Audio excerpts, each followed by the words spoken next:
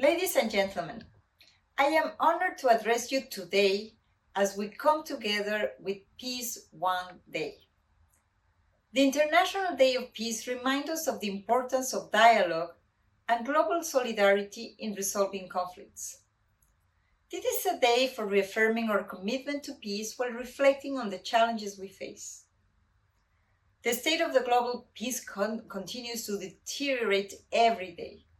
In 2022, 33 active armed conflicts were reported worldwide. 33. This year, 2022, marked another milestone in the global history. Over 100 million people were forcibly displaced from conflict. The war in Ukraine, which has disrupted millions of lives, continues to destabilize global environment and security. In UNESCO flagship report, We Need to Talk, we found that 89% of conflicts occur in countries with low intercultural dialogue. The evolving dynamics on contemporary conflicts underscore a critical truth. We need dialogue. It's critical, but it's also so obvious. We need dialogue. We need to talk to each other. We need to learn to each other, and we need to listen to each other. And this is why we have invested in intercultural dialogue as a vital tool for peace building. We have organized regional launches of the Framework for Enabling Intercultural Dialogue of UNESCO to find concrete ways to implement it locally. And we have hosted a series of regional expert consultations to leverage intercultural competencies for peace, and this particularly in fragile, conflict-affected, and post-conflict areas. Today, the threats to sustainable peace also lie online. The use of digital technologies and artificial intelligence has intensified insecurity, mistrust, racism, xenophobia, violence, and discrimination, you name it. 38% of women has a personal experience of online violence.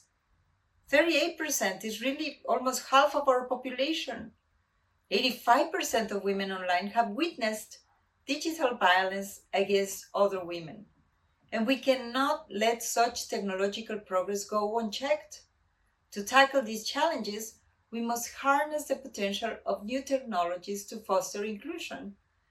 And we are proud to share with you that in 2021, UNESCO adopted the recommendation on the ethics of artificial intelligence, supported or signed off by 193 countries. This is the most global instrument and strengthens the ethical governance of AI technologies. But fostering peace also means fighting exclusion and inequalities. This is a central focus of our annual Global Forum Against Racism and Discrimination that UNESCO organizes every year. We gather government officials, policymakers, practitioners, champions all around the world. We come together to engage in policy dialogues and workshops, in exchanges, in discussions dedicated to learn from each other how can we continue combating systemic racism, advancing equity, and enhancing anti-racism legislation. By the way, I invite you to join us for this third edition, scheduled to happen in Sao Paulo, Brazil, in November 29 to December 1st. We will gather really to get the solutions and to support this very important agenda of anti-racism. In the words of the UNESCO Constitution, our founding fathers and mothers said, "Peace must be founded, if it is not to fail, upon the intellectual and moral solidarity of humankind." As we celebrate the International Day of Peace, I invite you to join us in this collective work. Together, we can foster a long-lasting culture of peace and non-violence. Join us in this effort.